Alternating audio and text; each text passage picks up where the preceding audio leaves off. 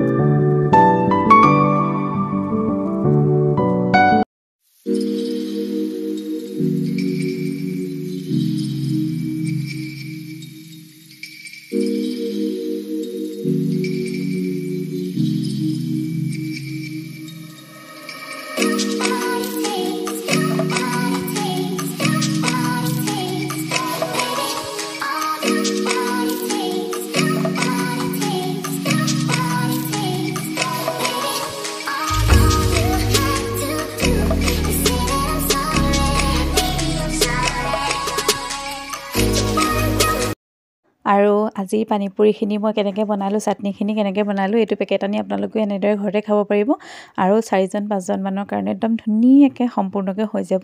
আৰু আজি ভিডিঅ'টো চাই আপোনালোকে কেনেকুৱা পালে জনাব আৰু শেষত এটা কমেণ্ট কৰিব আজি ভিডিঅ'টো কেনেকুৱা লাগিলে। আৰু শেষত আপোনালোকৰ পৰা বিদায় লৈছোঁ। আকৌ নেক্সট এটা ভিডিঅ' লগ পোৱাৰ আশাৰে সকলোৰে পৰা বিদায় লৈছোঁ। বাই বাই সকলোকে। সকলো ভালে থাকক, সুস্থ থাকক, কুশলে থাকক। বাই বাই সকলোকে। আকৌ এটা নেক্সট ভিডিঅ' লগ পাম। Bye bye.